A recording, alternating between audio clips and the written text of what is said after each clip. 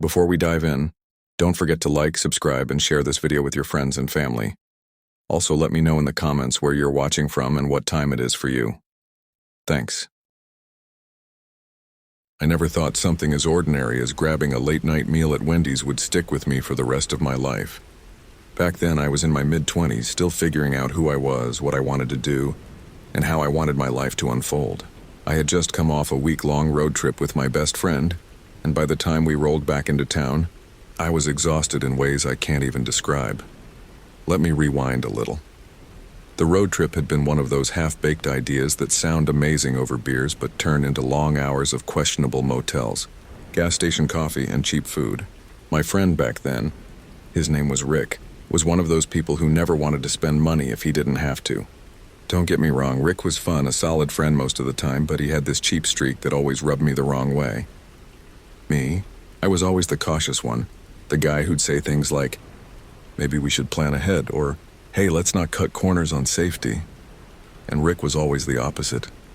Spontaneous, careless, and convinced the universe bent in his favor. We balanced each other out in a way, but that balance often came at my expense.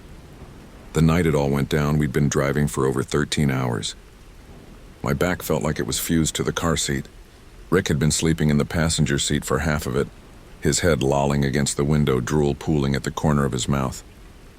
By the time we pulled into the city, it was late, close to 11:30 p.m., and I was starving.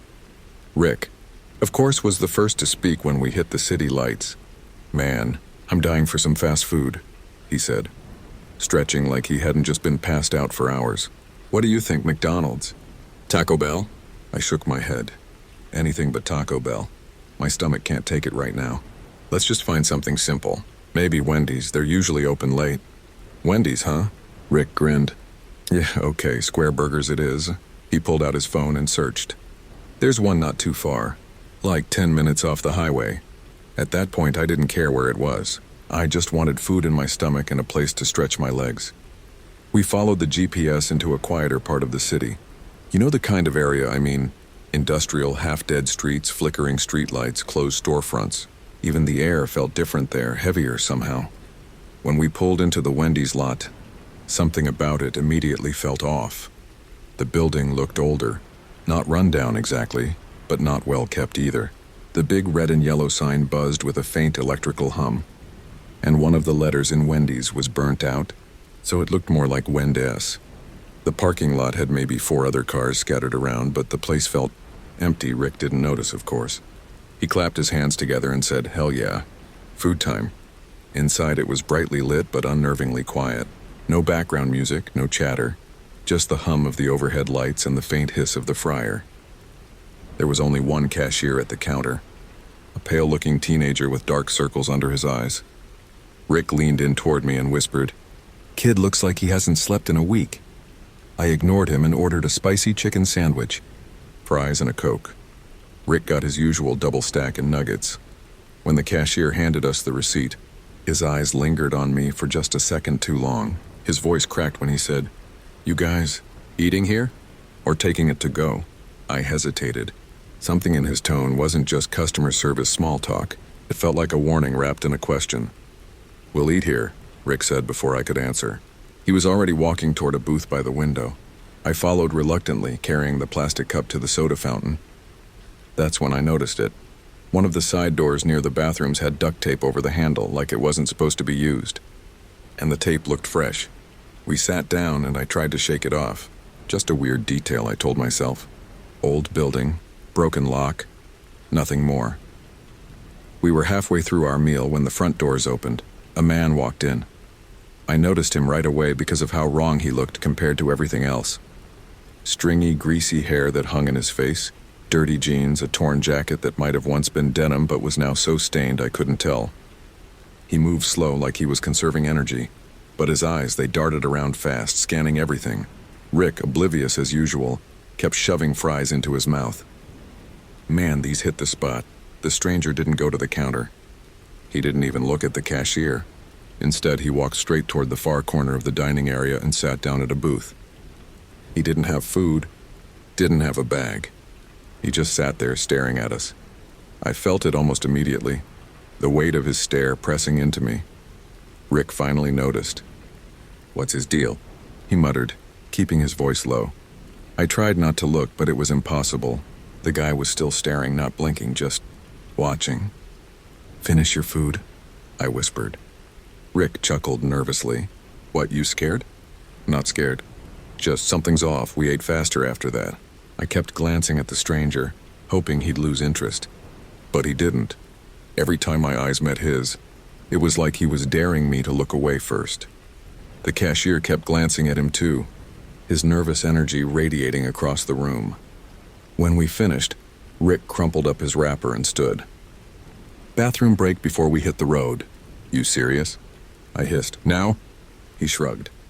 "Relax, man. You're acting paranoid." He walked toward the bathrooms, leaving me alone in the booth. The stranger shifted in his seat, then stood up. He started walking, not toward the counter, not toward the door, toward me. My throat went dry. I glanced at the cashier, hoping he'd say something, but the kid just froze, his hands gripping the counter. The man stopped about 5 feet from me. His smell hit first like sweat, cigarettes, and something sour I couldn't place. He tilted his head, studying me. "You from around here?" he asked, voice low and raspy. "No," I said firmly. He smiled, but it wasn't friendly. It was the kind of smile that didn't reach the eyes. "Figured. People round here don't sit long." I didn't know what to say to that, so I didn't say anything. That silence stretched, and then he leaned in just slightly and whispered, "You should leave." Before I could respond, the bathroom door swung open and Rick came back out, drying his hands on his jeans. He saw the man near me and laughed. "Making friends," Rick joked. The man's eyes flicked to Rick, then back to me. And just like that, he turned and walked out the front door. I grabbed my tray and stood. "We're leaving now," Rick frowned. "Dude, what's your deal?" "He was just some weirdo. Probably homeless." "Exactly. And he told me we should leave. That's not normal."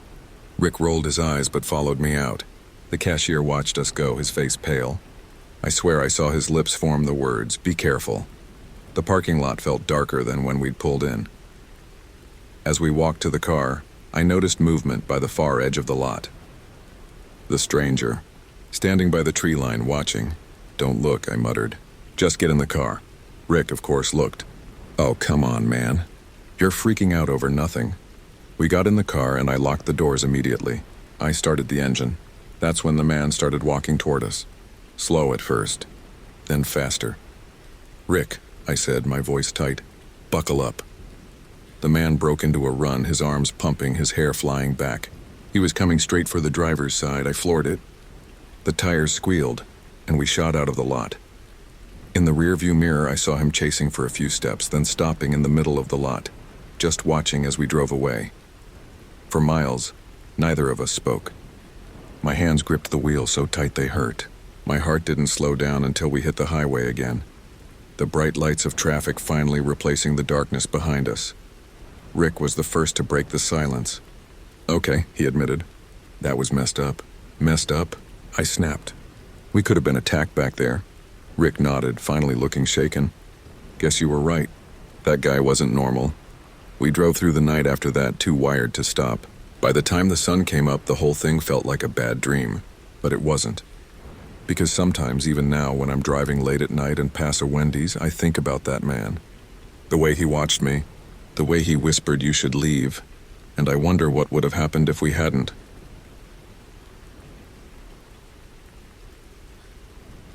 I never thought working the graveyard shift at a Wendy's would change the way I saw people.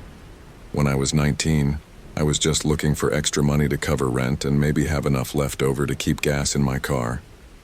I'd been living with a friend back then, crashing in his tiny apartment in a not-so-great part of town. Rent was cheap, but life wasn't easy. The only job I could land at the time was Wendy's, over on Millstone Avenue. Not the nicest location either. The building was wedged between a closed-down radio shack and an old laundromat that only seemed to attract sketchy people. The parking lot had cracks with weeds growing through, and the streetlights flickered like they were running out of power. Still, for me, it was work, and I wasn't about to complain. The manager, Darlene, was a short woman in her 40s who smoked 2 packs a day and had this rough, raspy voice like she'd been yelling at kids for 20 years straight. She was the type who didn't care much about you personally, but she'd cover your shift if you were desperate. so long as you showed up on time most days. Night shift ain't hard, kid, she told me during training. A few cars come through after the bars let out, but other than that, it's dead quiet. You'll mop the lobby, clean the fryers, restock and babysit the register. That's it. Piece of cake. She was right, at first. Most nights I'd clock in at 10, and by midnight we'd only see 1 or 2 cars at the drive-thru. The dining room closed at 11, so after that it was just me and whoever else got stuck on overnights. Usually it was me, a guy named Luis on the grill, and sometimes Jen, who worked the window. Luis was in his early 30s, Puerto Rican, kind of heavy-set, with tattoos running up his arms. He had this laugh that filled the whole store, and he'd always sneak me free nuggets when we weren't busy. Jen was 21, quiet, with her dark hair usually tied back in a messy ponytail. She didn't like small talk, but she was reliable, and in that kind of job, that's all you could ask for. The routine was so predictable that I never thought twice about safety. Sure, it wasn't the best part of town, but hey, it was Wendy's. What could really happen? That all changed one night in late September. It was a Tuesday, I remember that clearly, because Tuesday nights were the slowest. Luis had called out sick, which meant it was just me and Jen holding down the whole place. By 1 a.m., the lobby was spotless, the fryers were off, and the only light in the building came from the buzzing fluorescent bulbs over the front counter.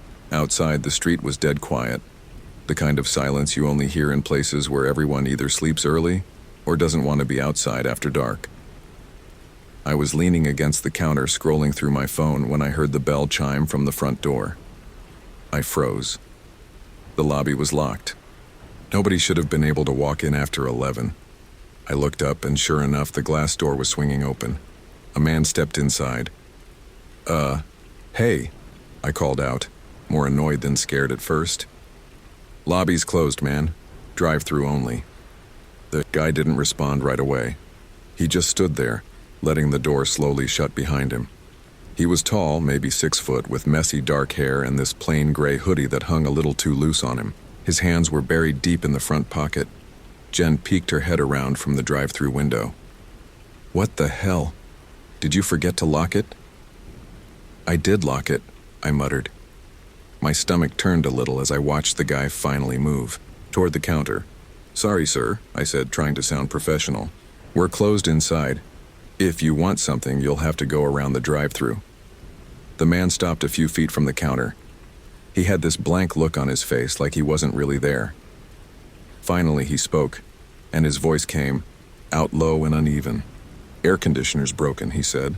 I blinked at him. What? In my room. It doesn't work. You need to fix it.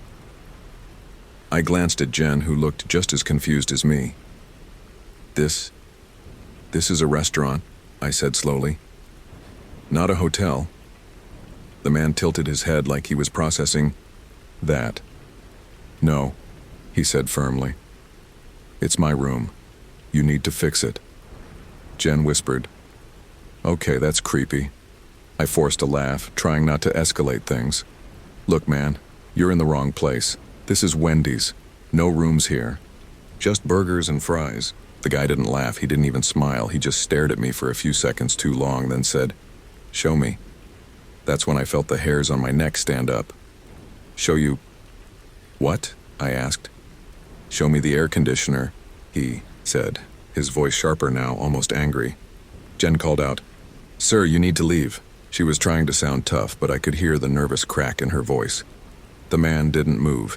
He kept his hands in his hoodie pocket, shifting his weight just slightly. My eyes darted to his hands, and for the first time, I realized how bad this could go. Okay, I said, keeping my tone calm. Why don't we step outside and figure this out? He shook his head. No, you come with me.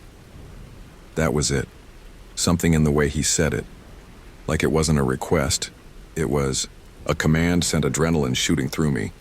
My heart started pounding so hard I thought Jen could hear it from the window. Sir, I said firmly, you need to leave now. Otherwise, I'm calling the police.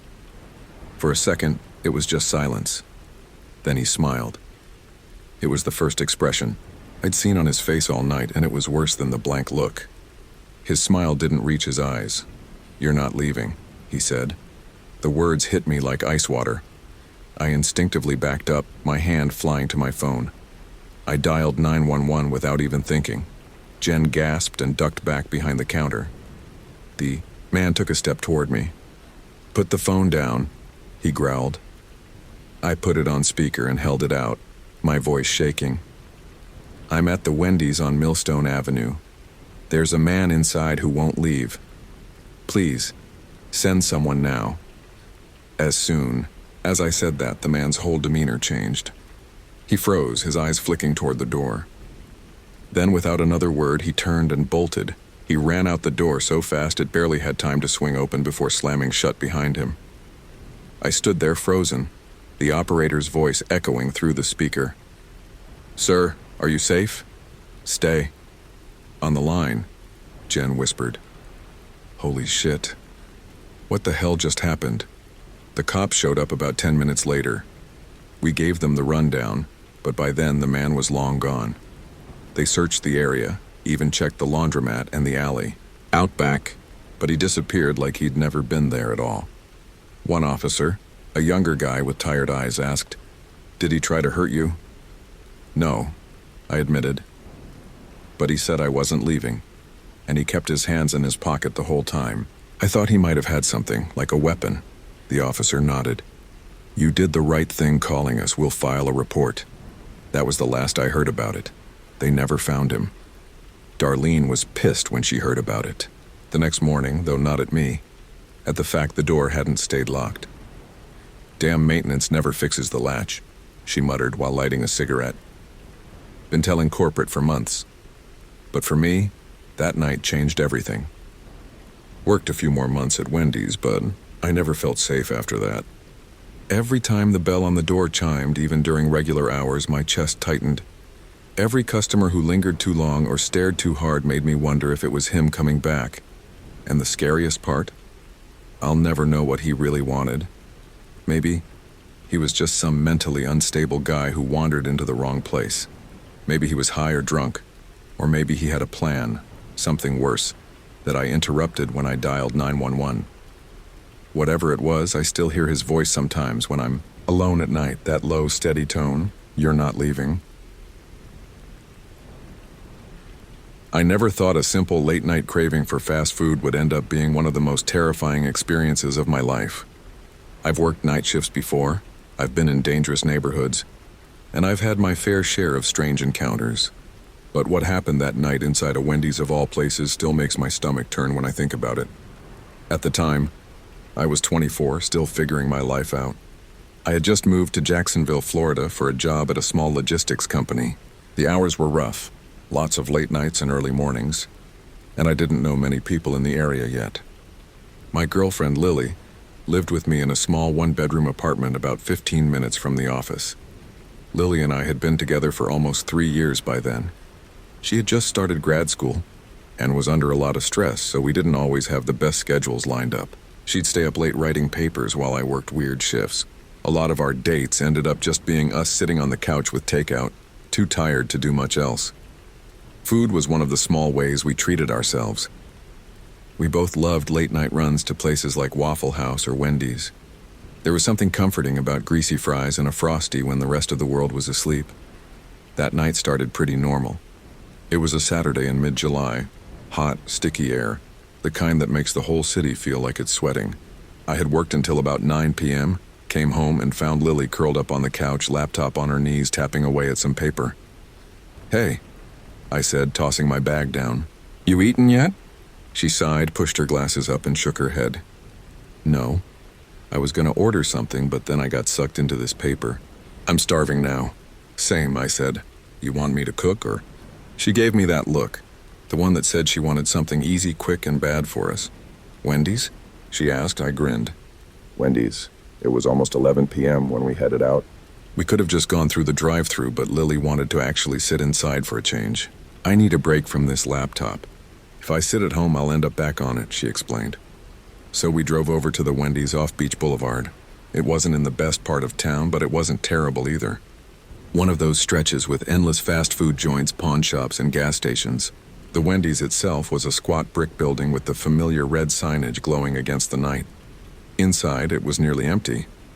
The dining area was lit too brightly, the kind of fluorescent light that made everything look a little sickly.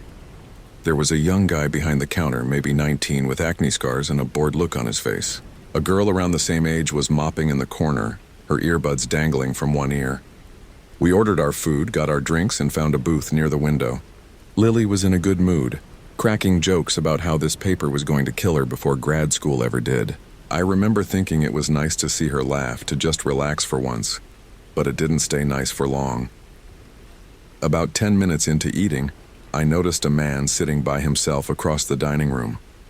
I hadn't seen him when we walked in. Maybe he came after us, or maybe I just wasn't paying attention. He was older, maybe mid-50s, thin, with a gray beard and these sharp, sunken eyes. He wore a faded ball cap and a button-down shirt that looked like it hadn't been washed in weeks. He wasn't eating. He didn't have a tray or a drink. He was just sitting there, and his eyes. They kept flicking over to our table. At first, I brushed it off. Maybe he was just zoning out, staring at nothing. But then Lily leaned toward me and whispered, "That guy keeps looking at me." I glanced over, and sure enough, his gaze was locked on her. Not in a casual way either, it was intense. His head was slightly tilted down, eyes fixed like he was studying her. "Don't look back," I said quietly. "Just eat. Maybe he'll leave." She tried, but every time I glanced up, he was still watching. It was making me tense. The air in the restaurant suddenly felt heavier, like something was off. When Lily got up to refill her drink, the man shifted in his seat. Not much, just leaned a little, but enough that I noticed. I stood halfway, ready to step in if needed. He didn't move closer, though, just kept staring. When Lily sat back down, she muttered. He gave me the creepiest smile when I walked past. Like this weird half-smirk. "All right," I said, my voice low. "As soon as we finish, we're out of here." We tried to eat quickly, but I could feel the man's eyes on us the whole time.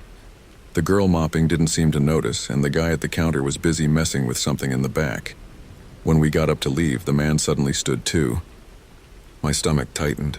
He didn't walk toward us right away, but he didn't sit back down either. "Let's go," I muttered to Lily. We pushed through the glass doors into the humid night air. I glanced back and the man was following. "Don't look," I told Lily. "Just keep walking to the car." We reached the car and I unlocked it quickly. Just as Lily got inside, I looked up. The man was only about 20 feet away now, walking at a steady pace toward us. I slid into the driver's seat, started the engine, and pulled out faster than I should have. When I checked the mirror, he was standing in the lot watching us drive away. "Jesus," Lily muttered. "What was his problem?" I shook my head. "I don't know. Probably just some weirdo." We drove home in silence, both unsettled. By the time we got back to the apartment, I tried to shake it off. People are strange sometimes.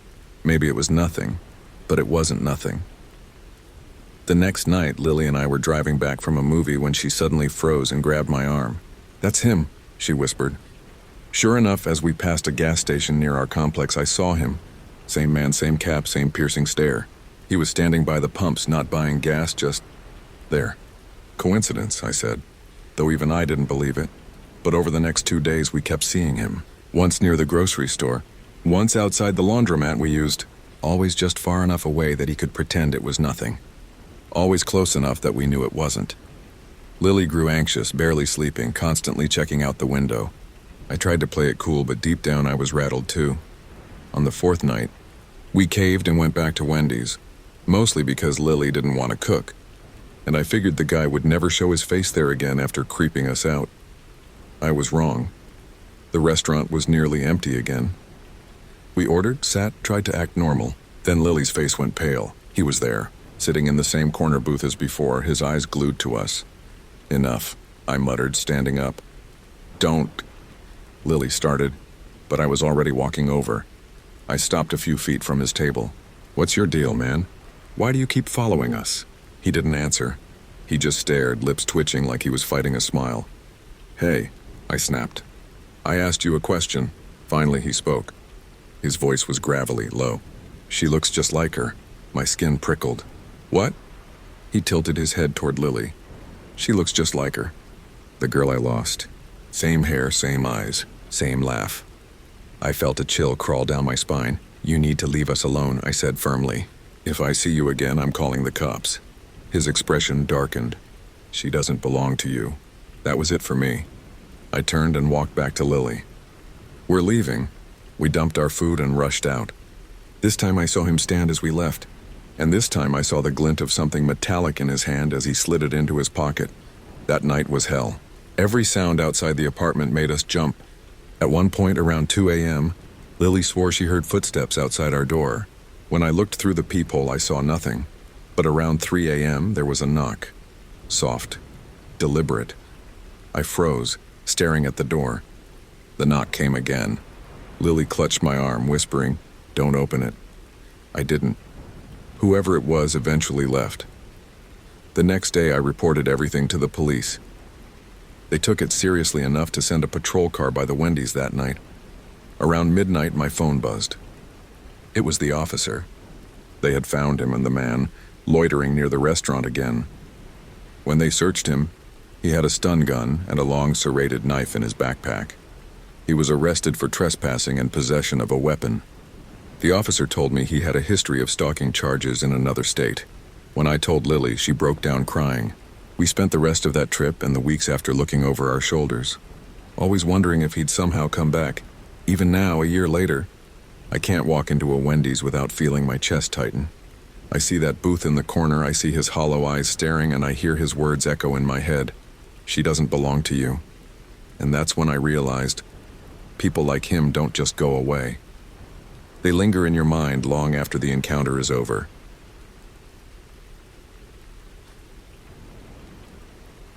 I worked the overnight shift at a Wendy's just off the interstate in a mid-sized town that most people only know because it's a place you stop for gas or fast food on your way to somewhere else. I didn't end up here by accident. I'd worked kitchens all my life, starting when I was 16 at a mom-and-pop diner. And by now at 31, I knew every smell of fryer oil, every hum of a soda machine, every tick of a walk-in freezer fan. Nights paid a little better, and honestly, I liked the quiet. I liked being left alone when the daytime managers clocked out and it was just me, one other closer, and the occasional customer drifting in at 2 or 3 a.m. My shift usually started around 10:30 p.m. and ran until sunrise. Most nights followed, the same rhythm, late night rush from the college kids, a couple of truckers grabbing burgers, then dead quiet until dawn. I didn't scare easy, but I learned a long time ago that weird stuff happens after midnight. Drunks, tweakers, and people with nowhere else to be wander into fast food joints looking for warmth or food, or sometimes just someone to mess with. That night, the one that still sticks with me like grease under my fingernails, started just like any other. I'd been working this Wendy's for almost 2 years. It wasn't glamorous, but it kept me afloat. My girlfriend had left town months earlier, said she couldn't handle my dead-end jobs anymore, and I didn't have the money to follow her. So I stayed. The night shift kept me from thinking too much, kept me moving. We had a skeleton crew at night. Me, a kid named Travis who worked grill, and a manager named Linda who spent most of the night in the back office counting drawers and pretending she couldn't hear us yelling for more nuggets. Travis was 19, all attitude and Red Bull, but a good worker when he cared. Linda was pushing 50, tired and always on edge. That night, though, even before he walked in, something felt off. It was a Tuesday, dead slow, around midnight. A couple of drunk girls came through the drive-thru and ordered Frosties, giggling so hard I could barely understand them. Travis joked, "Man, I wish all customers were like that." I laughed, but my stomach was tight. I couldn't put my finger on why. Maybe it was the way the parking lot lights seemed dimmer than usual, or the fact that every car that passed on the interstate looked like it was slowing down to stare. Little things that pile up in the back of your head. By 2:30 a.m., the place was dead silent. The fryers hissed in the background, the soda machine buzzed, and I was wiping down counters just to stay busy. That's when I saw him on the security monitor. He came from the far corner of the lot, not from a car, but on foot, and already I knew something wasn't right. His clothes were disheveled, dark jacket, jeans wet at the knees like he'd been kneeling in something. And his eyes. Even through the grainy black and white monitor, I could see his eyes were wide, too wide, locked forward like he was staring at something I couldn't see. I nudged Travis. "Yo, you see that?" Travis glanced at the monitor and shrugged. "Homeless guy, maybe. Just don't let him stay too long." But my gut twisted. There was something in the way he moved, deliberate, slow, like every step was too heavy. The front door chimed as he came in. He didn't blink. Not once. He just fixed those pale eyes on me and walked to the counter. "Why are you so nervous?" he asked. His voice was raspy, cracked, like he hadn't spoken in days. "Why is everybody so nervous tonight? What's going on?" I forced a smile. "Evening, sir. You looking to order something?" "No one's nervous," I added quickly, though inside I was already bracing. He leaned closer over the counter, eyes never breaking from mine. "You sure about that? You seem nervous." "Everybody seems nervous." I asked him for his order, just to keep things moving. He hesitated, then pulled a wallet from his pocket. For a second, I thought he was reaching for something else. My chest went tight like he might pull a gun. But no, just a wallet. "Need an ID?" he asked, holding it out. His hand shook, and I noticed the dark stain spreading down his jeans. Urine. He had pissed himself. Nah, just an order, man. What do you want to eat?" He ignored the question. His gaze darted past me, over my shoulder. "Who designed that?" he asked suddenly, pointing behind me at one of the tables near the drink station. He wanted me to turn around. Every instinct in me screamed, "Don't." I kept my eyes on him. "Don't worry about it. Do you want food or not?" His face twitched into something like a smile, but it didn't reach his eyes. "You should look," he said quietly. "It's important." "No," I said, sharper now. "If you're not ordering, you gotta leave." That's when he flipped open his wallet again and flashed what looked like a badge. "See this?" His voice took on a fake concern. "Everything's okay here. Are you okay? Nobody's hurting. You? Everything's okay." I stared at it. The badge looked real enough, but something about the way he held it, the way he emphasized every word like he was rehearsing, made me certain it was a lie. "I said you need to leave," I told him, my voice low. Behind me, I felt Travis stiffen. He muttered, "Bro, what the hell is this?" The man didn't move. He just stared, breathing heavy through his nose. His pants were soaked now, and the smell of ammonia cut through the fryer grease. Finally, I stepped back toward the office. "You gotta go, right now." I retreated into the office and shut the door, locking it. Linda looked up, annoyed. "What's going on out there?" "Some guy," I said, pulling up the cameras. "He's not right, I don't know, dangerous." On the screen, he stood at the counter for a long moment, then turned and slowly walked out. But he didn't leave right away. He muttered something to Travis on his way out, then stepped into the parking lot. He lingered there, just stood under the buzzing light, head tilted back, staring at the sky. Then he walked toward the edge of the lot, disappeared from one camera, and reappeared circling back in a car I hadn't seen him get into. He drove slow. Too slow. Creeping past the windows, eyes still wide, staring inside. That was enough. I picked up the phone and called the police. "Yeah, this is Wendy's on Lincoln Highway. We got a male subject acting suspicious, possible impersonating law enforcement. He's circling the building in a vehicle. We're concerned for safety. The dispatcher promised units were on the way. While we waited, the guy looped the lot, again. Our only other customer, a middle-aged man waiting for an Uber, shifted nervously by the door. He whispered to me, "That guy's coming back with a gun, I'm telling you." I told him to wait in the back hallway instead, somewhere out of sight. Travis whispered, "Man, this is some horror movie shit. What if he comes in shooting?" "Don't say that," I snapped, but my hands were shaking. 5 minutes later, though, it felt like hours. 2 cruisers pulled into the lot. The man tried to drive off, but they cut him off across the street at the gas station. We watched from the window as they pulled him out of the car. He fought them, yelling something we couldn't hear. But eventually they got him cuffed and shoved into the back seat. When one of the officers came inside to take my statement, he told me the guy was drunk, hammered actually, and they'd be charging him with DUI. But then he added something that made my stomach sink.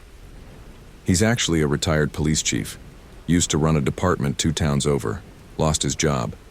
A while back, you all did the right thing calling us. He's been causing problems lately. I signed the statement with a trembling hand. The rest of the shift passed in silence. Even Travis, usually full of jokes, barely spoke. The friars hissed, the lights buzzed, but everything felt heavier, like the air itself carried his stare. When the sun finally broke through the glass doors at 6 a.m., I walked out to my car, scanning every shadow in the lot. I couldn't stop thinking about his eyes, the way he'd asked me if I was nervous, as if he already knew the answer. And even now, years later, when I see someone walk through the door late at night with that same unblinking look, my chest tightens. And I remember that not all the monsters you meet after midnight are hiding who they really are. Some of them used to wear a badge. I never thought something as ordinary as a fast food run would change the way I look at late nights forever. At the time, I was 23, freshly moved out of my mom's place, scraping by on 2 part-time jobs and trying to keep up with rent on a studio apartment in a not-so-great part of town. It was the kind of area where the Wendy's drive-thru always had cars lined up at midnight, and where people who worked late shifts came for cheap food before heading home to sleep the daylight away. Back then, I worked nights at a local print shop. By the time I'd finish and close down, it would be almost 10:30 p.m., and more nights than I should have. I'd swing by the Wendys on Hawthorne Avenue before heading home. It wasn't glamorous. Hell, it was depressing most of the time. I'd walk in, smell that fryer oil that had clung to the tiles for years, hear the loud hum of the soda machines, the buzz of that overhead fluorescent lighting that flickered sometimes. But it was open, cheap and fast. That night, though, I was already exhausted. I'd spent nearly 12 hours at work because one of my co-workers had called in sick, and I hadn't eaten anything since lunch. By the time I pulled into the Wendy's lot, I was running on caffeine and fumes. There weren't many cars in the lot, which was unusual for that time. A beat-up gray sedan was parked crookedly near the side entrance, one door slightly ajar. A rusted pickup sat near the back of the lot, engine running but no driver in sight. I thought nothing of it. People left their cars running all the time. While grabbing food, I walked inside, jingling the door open. The blast of warm, greasy air hit me. Inside, the place looked tired, like most Wendy's do at night. Red booths, sticky tables, and a floor that looked like it hadn't been mopped right in weeks. A couple of kids in hoodies sat in the back, booth staring down at their phones, fries half-eaten on the table. A middle-aged guy in work boots leaned against the counter, waiting on his order. Behind the counter, 2 workers were running the place. A young guy with shaggy hair who looked way too tired to be working, and a girl maybe 19, chewing gum and trying to look busy at the register. "Welcome to Wendy's," she said, voice flat but polite enough. "Yeah, can I get a number 6 with a Coke?"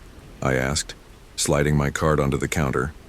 She punched it in, gave me the total, and slid the cup my way. As I filled it at the soda fountain, I noticed something strange. The lobby door creaked open behind me, and when I glanced back, a tall man in a dark jacket stepped in. He moved weirdly, like too fast and too stiff at the same time. He didn't go to the counter right away. He just stood near the door, eyes sweeping the place. The girl at the register called out, "Hey, how's it going? You ordering tonight?" The man didn't answer. He just slowly walked toward the counter, hands in his pockets. Something in my stomach dropped. Maybe it was exhaustion, maybe instinct, but I knew something was off. The middle-aged guy in boots glanced at him, then at me, like he felt it too. The 2 kids in hoodies barely looked up. Can I get a Baconator?" the man finally muttered. His voice was low, scratchy. He kept one hand deep in his jacket pocket. The cashier girl tapped the screen. "Sure, that's..." Before she could finish, the man snapped. His other hand slammed onto the counter, and he yanked a small handgun from his pocket. "Everybody down, don't move," he barked. The sound of his voice cracked the air like thunder. The The two kids in the back froze. The guy in boots put his hands up right away. My soda cup nearly slipped from my hand. "Open the register," the man snarled at the cashier girl. Her gum stopped mid-chew. Her hands trembled as she fumbled with the touchscreen. The young fry cook dropped a basket of fries, oil popping as he raised his hands. "Hey man, just chill, okay? It's all good." The man swung the gun toward him. "Shut the hell up." My heart was pounding so hard I swore everyone could hear it. I slowly crouched down, pretending to tie my shoe, sliding into the booth closest to me. I wasn't about to make a move and get shot over a damn burger. "Open it faster," the man shouted. The register beeped as the girl popped it open. She slid the cash out with trembling fingers, holding it toward him. He snatched it, stuffed it in his jacket, but his eyes darted around the lobby. I knew what was coming. He wasn't just here for money. Guys like him never just take the money. He pointed the gun at us now. "All of you, move over there against the wall." The kids finally looked up, faces pale. The guy in boots raised his hands higher. I slowly slid out from the booth, trying not to make eye contact. We lined up against the greasy tiled wall, the five of us, while the workers stood frozen behind the counter. The man paced in front of us, gun twitching in his hand. "You call the cops?" He snapped at the girl. No, she stammered. "I didn't, I swear." "Don't lie to me." He slammed his free hand on the counter so hard the trays rattled. I didn't, she cried. The man breathed heavy, muttering something under his breath. I couldn't catch all of it, but I heard words like, "They're coming," and "not going back." My stomach sank. This wasn't just a robbery. He was running from something. The fry cook tried again. "Listen, man, you don't need to do this. Just take the money and go." The man spun and pressed the gun to his forehead. "You think I'm stupid, huh? You think I don't know the second I leave the cops will be waiting?" The fry cook froze, lips quivering. I felt the air in the room thicken, heavy with fear. My chest tightened as I thought about my mom, my sister. Would this be the night I didn't make it home? Suddenly the man's gun swung toward us again. "Phones. All of you. Now." We hurried to toss our phones onto a nearby table. Mine clattered against the surface, screen lighting up with a crack. He kicked the pile of phones toward the counter, then turned back to the door. His eyes flicked toward the parking lot. That's when I noticed it. Through the glass doors, the glow of red and blue lights in the distance. Faint but moving closer, the guy saw it too. His breathing quickened. Damn it. He turned back to us. "We're moving. All of you. Now." "What? Where?" The man in boots started. "Shut up. Out the back. Let's go." He herded us toward the back kitchen door with the gun. My legs felt like jelly. The fryer hissed.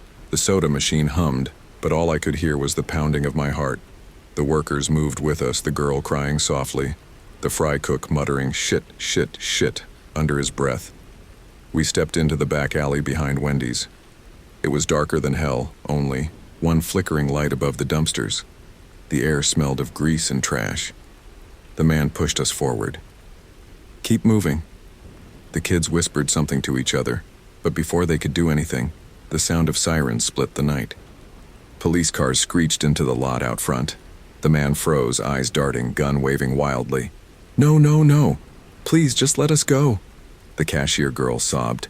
He grabbed her by the arm, yanking her close, gun pressed to her temple. "Shut up. You're coming with me," she screamed, struggling against his grip. Time slowed. I don't know what came over me, but I lunged forward, not out of bravery, but out of pure panic. I shoved at his arm with everything I had. The gun went off. Bang! The shot rang out so loud my ears popped. The cashier dropped to the ground, screaming, clutching her ear. The man stumbled back, eyes wide, the gun still in his hand, and then, Drop it. Floodlights blinded us as tactical officers stormed into the alley, rifles raised. The man spun, gun still clutched, and for a split second I thought he might fire again, but he didn't get the chance. Pop, pop, pop. The sound of gunfire ripped the air. The man collapsed against the dumpster, crumpling to the ground, blood pooling beneath him. Silence fell except for the sobbing of the cashier and the ragged breathing of all of us. My knees gave out and I dropped to the pavement, trembling, so hard I couldn't move. Paramedics rushed in, police shouting orders. They pulled us away one by one, checking us, asking questions. My ears were still ringing.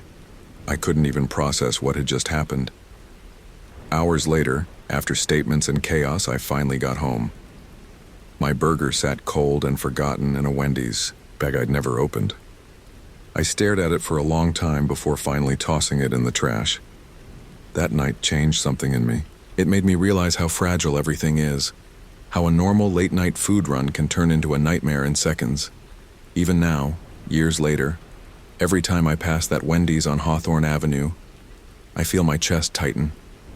I can still smell the fryer, oil, hear the hum of the soda machine, see the terror in that cashier girl's eyes, and I'll never forget the sound of that gunshot in the alley. I never thought a late-night shift at a Wendy's could make me question my own sanity. But then, I've never been one to underestimate what goes on behind the fluorescent lights and grease-stained walls of a fast food restaurant. My name is Logan Pierce, and I've worked odd hours at a few fast food chains over the years, mostly out of necessity. I'm not proud of it, but it paid bills while I tried to get my life back on track after a messy breakup with my ex, and the heartbreak still lingers in the corners of my apartment. The Wendy's in Harrisonville, a small industrial town in Ohio, wasn't exactly glamorous, but it had a steady night shift. I had applied on a whim, desperate for steady hours, and somehow ended up being hired. My co-workers were a mix of teenagers, college students, and older people who had been there for years, like Ruth, a no-nonsense lady in her 50s who ran the register like she was running a courtroom, and Danny, a wiry guy with a permanent smirk who always seemed like he knew something nobody else did. On my first week, I noticed the night shift had a strange rhythm. The kitchen hummed with machinery, the fryers hissed and spat hot oil, and the drive-through speaker crackled with muffled voices. Most nights, it was just boring enough for me to zone out with my phone, scrolling aimlessly or listening to music on my cheap earbuds. But that night, October 14th, everything changed. I had just clocked in around 11 p.m., grabbed a coffee, and settled behind the counter. Ruth had already left for the night. Danny was in the kitchen, humming a tune that sounded suspiciously like a horror movie score. I remember thinking how strange it was that no cars were coming through the drive-thru. Normally, there was at least one person craving a late-night Baconator or Frosty. Tonight, the parking lot was empty. I was wiping down the counters when the first weird thing happened. The front door swung open with a loud creak, even though the wind outside was calm. My stomach sank because I wasn't expecting anyone. "Hello?" I called out, my voice echoing across the empty dining room. No answer. Just the faint humming of the fluorescent lights. I shrugged it off and went back to wiping. But then I heard the footsteps. Slow, deliberate, pacing across the tiles. Froze. Danny must have come out of the kitchen, I thought, but the footsteps were coming from the opposite side of the dining area. I stepped cautiously toward the back exit, where a small office was tucked behind a row of booths. The door was slightly ajar. My heart started beating faster. "Danny?" I whispered. No answer. I peeked in, and the office was empty, papers stacked neatly on the desk, like always. I shook my head. "Man, I'm tired," I muttered to myself. But my unease didn't fade. Something was off, though I couldn't put my finger on it. Around 1 a.m., the phone on the counter rang. Not my cell phone, the office landline. My stomach dropped. We never got calls at night unless it was corporate, or someone trying to report a health violation. I picked up the receiver. "Hello?" My voice was steady, but my hands were shaking. "Logan, come to the office now." It was a man's voice, calm, but commanding. I frowned. Who is this?" No questions. "Now." The line went dead before I could respond. Froze, gripping the receiver. This wasn't Danny's voice, not Ruth's either. It was deeper, older. I could feel the authority in it, like someone used to giving orders, against my better judgment, curiosity, and maybe a little fear, pushed me toward the office. When I stepped in, it was empty. The lights were dimmer than usual, and a faint smell of something metallic hung in the air. I called out, "Hello? Anyone here?" My voice sounded small in the cavernous room. No reply. I checked the back storage, the kitchen, even under the counter. Nothing. Just shadows and silence. I went back to the counter, trying to calm my racing heart. I figured someone was pulling a prank. That's all it had to be, right? But then I saw it. A note slipped under the office door. I picked it up, unfolded it, and read the scrawled handwriting. "Don't trust anyone. They watch, they know." My hands shook as I dropped it. "What the hell?" I muttered. I felt stupid. I wanted to laugh it off, but the hair on my neck stood up. Minutes later, the phone rang again. I didn't even answer at first, but then it kept ringing, relentlessly. I finally picked up, my voice trembling slightly. "Who is this?" "You shouldn't be here," the man said, calm and low, almost a whisper this time. "They're watching. Go home, before it's too late." Before I could respond, the line went dead again. I stood there, frozen, staring at the receiver like it had suddenly become some forbidden object. My mind raced. Who was they? And what did he mean by too late? I glanced toward the kitchen. The doors were slightly open, even though Danny was supposed to lock everything before heading home. I moved closer, peering inside. The deep fryer was running, but everything else looked untouched. And then I saw footsteps, not mine, slow, heavy, heading toward the back exit. I felt a sudden panic. I grabbed the baseball bat from under the counter, the one we kept for safety reasons during late-night robberies, and edged toward the exit. The dining area felt impossibly large, the shadows stretching like they were alive.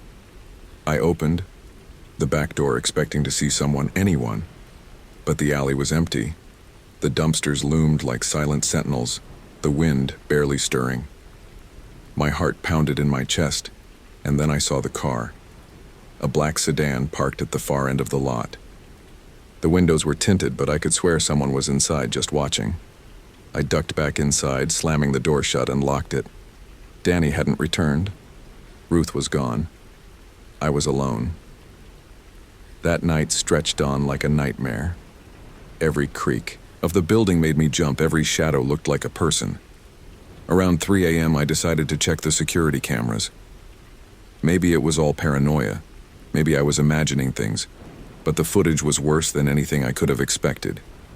The first camera showed Danny in the kitchen, but then behind him, a figure emerged. A man in a suit, dark hair slicked back, standing perfectly still. Danny didn't react. He walked past it like it wasn't there. The figure's eyes were black, empty. Then, the man reached into Danny's pocket, pulled out something shiny. Through a knife? A key? I couldn't tell, and then Danny fell. Hard. Face first onto the tile floor. Blood spread instantly, but when the camera shifted, no one was there. I felt bile rise in my throat. I had to call the cops, but my phone was dead. No signal. Only the landline. And I wasn't touching that cursed thing again. Then the whispers started. Soft, almost inaudible at first, coming from the vents. "You're next. You're next." I ran to the door, swung it open, but someone grabbed my shoulder. I spun, swinging the bat, and hit nothing but air. The grip was gone. My chest heaved as I backed away. I knew instinctively that the men I had seen weren't ordinary. The calm, black sedan, the suited men, Danny's death, it all pointed to something bigger. Something organized. I remembered rumors in town. Girls disappearing, men in black suits seen near the fast food districts. Strange late-night clients. Sex racket, they said. Murders linked to it. I had always dismissed it. Now I wasn't so sure. I barricaded myself in the office, turned off all the lights, and waited. Hours passed. The whispers, the footsteps, they stopped. Maybe they were gone. Maybe they were just patient. By morning, everything seemed normal. The parking lot filled with cars. Customers trickled in for breakfast sandwiches. The new days. Crew arrived, smiling and chatting. oblivious to the horrors of the night before. I couldn't move, I couldn't speak. When the police finally came, I told them what I saw. Security cameras, the phones, the black sedan, the whispers.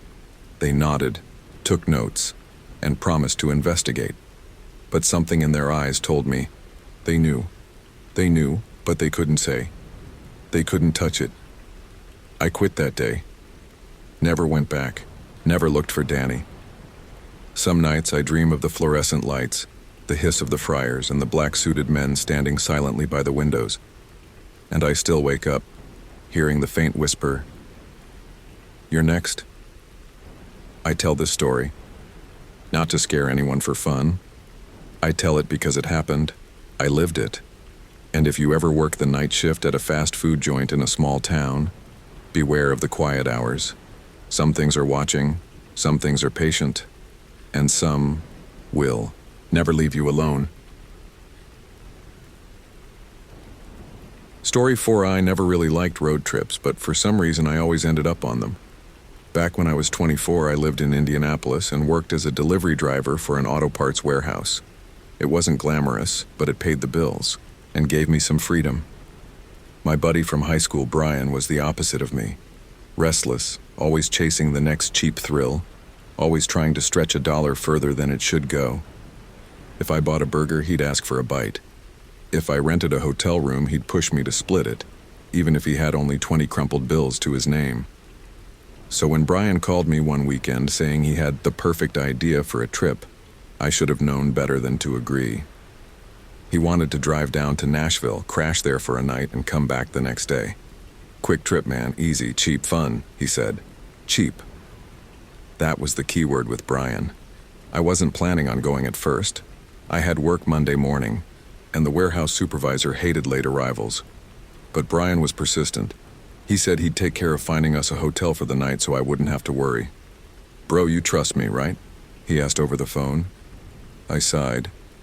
"Not really, but go ahead." He laughed. "You'll thank me later." We left early Saturday morning in my car, an old Honda Civic with the AC that worked only if you punched the dashboard first. Brian brought a duffel bag with nothing but a change of clothes and a pack of cigarettes. I had a backpack with bottled water, some beef jerky, and aspirin for when Brian inevitably gave me a headache. The drive down was fine. Music, jokes, long stretches of empty interstate. It was about 8 hours total. By the time we got into Nashville, we were exhausted but buzzing on fast food and gas station coffee. We stayed out too late, wandering Broadway, watching street performers, drinking cheap beer in honky-tonk bars. Around 1 a.m., Brian said we should get food before we crashed.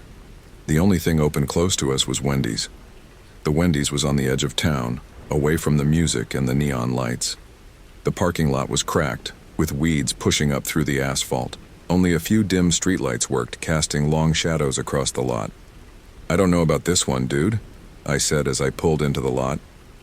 "It's fine," Brian said, already unbuckling. "Food's food." There were maybe 4 cars, parked outside, none in great shape. A rusty pickup, a beat-up sedan, and 2 cars with out-of-state plates.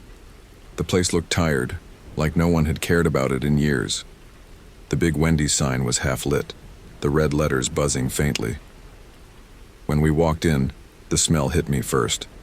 Grease, old mop water, and something faintly sour. A woman at the counter looked up, gave us a tired smile, and asked what we wanted.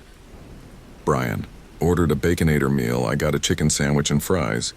We took a booth near the window, the kind with ripped red vinyl seats and a sticky table. "This place is sketch," I muttered. "Dude, relax," Brian said, unwrapping his burger. "Food's hot. That's all that matters." I tried to eat, but I couldn't shake the unease. The other people inside didn't look right. At the far end, a man sat alone, staring at the wall, not touching his food.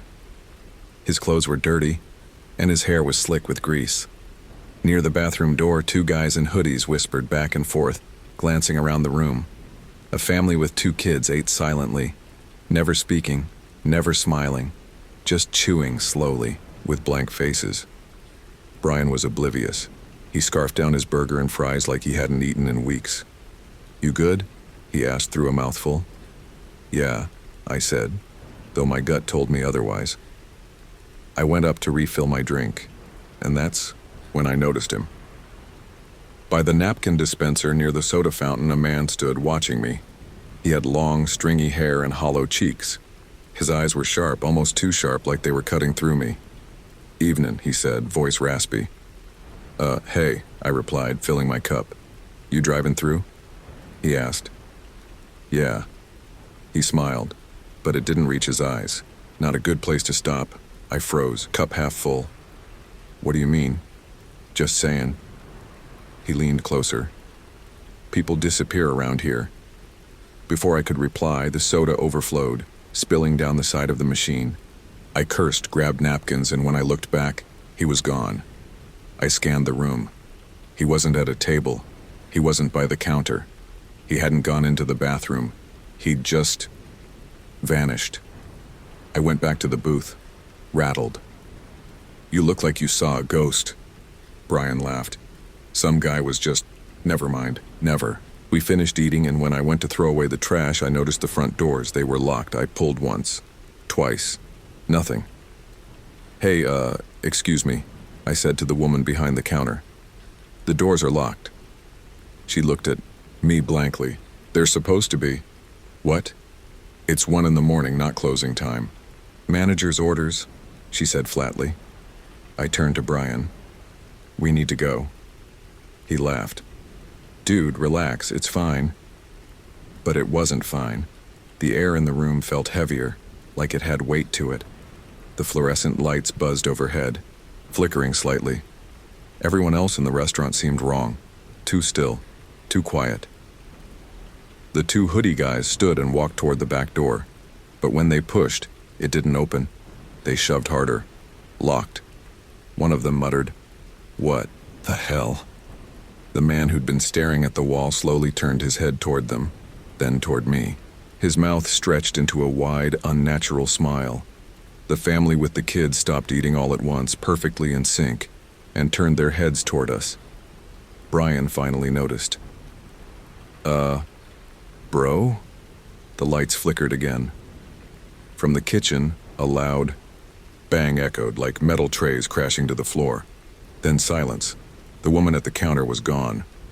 "Let's get out of here," I hissed. We tried the doors again, locked tight. I pulled at the handle until my fingers hurt. "Windows," Brian said. He went to one of the side windows, shoved. It didn't budge, not even a crack. The family stood up in unison, their chairs scraping across the tile. They started walking, toward us, slow and deliberate, like their bodies weren't entirely their own. "What the hell is going on?" Brian whispered, panic finally in his voice. I grabbed his arm. "Back door. Now." We bolted past the counter, pushing through the swinging door into the kitchen. The smell of grease was overwhelming. Fryers still hissed, but no one was there. No workers, no cooks, just half-prepped food sitting under heat lamps. The back door was at the end of the hallway. We ran for it. When I shoved it, the metal rattled, but it wouldn't open. It felt welded shut. Footsteps behind us. We turned, and there he was, the man from the soda fountain. Long stringy hair, hollow eyes. "Told you," he rasped. "Ain't a good place to stop," Brian shouted. "What do you want?" The man tilted his head, smiling faintly. "Not me. Them." From the kitchen entrance, shadows moved. Figures. Workers. Maybe? No. Too wrong. Their faces were slack, eyes empty. They moved like puppets, jerky and slow, but steady. I grabbed a metal tray from the counter, holding it like a shield. My hands shook. Brian grabbed a fryer basket. "Stay back," he yelled. The man only laughed. "Ain't no leaving once you're in." We ran again, pushing past him, dodging the figures. I spotted a small side door marked maintenance. I kicked it open. It led to a narrow hallway, pipes lining the walls. At the far end, a ladder led up to a hatch. "Go," I yelled. Brian scrambled, up first. I followed, pushing the hatch open. Cold night air hit my face, and I almost cried with relief. We were on the roof. From up there, I saw the parking lot below. But something was wrong. The cars, including mine, were gone. The lot was empty. "Where the hell's my car?" I whispered. Brian shook his head. "Dude, this isn't real. This can't be real." Below us, the figures filed out of the Wendys, standing in the lot looking up at us. Motionless. Waiting. The man with the stringy hair stepped forward, spreading his arms. "You're part of it now." We didn't wait. We ran across the roof, found a drain pipe, and climbed down the side. I don't know how we didn't break our necks. When my feet hit the ground, I didn't stop running. Neither did Brian. We tore through empty lots, past shuttered stores, until finally, we saw headlights. A semi-truck roared past on the main road. We sprinted toward it, waving, screaming. The driver slowed, honked, and we climbed up into the cab without asking. He looked at us like we were crazy. "You boys running from something?" he asked. We didn't answer. When I glanced back, the Wendy's was gone. The lot was empty, nothing but weeds and cracked asphalt. No building, no sign, nothing. We got dropped at a truck stop a few miles away. Brian wanted to chalk it up to bad food or a nightmare, but I knew better. I could still feel the weight of those eyes on me. We never spoke of it again. But sometimes, late at night, I swear I hear it. The buzzing of fluorescent lights, the scrape of chairs, the hollow voice saying, "Ain't a good place to stop." And I haven't been inside a Wendy's since.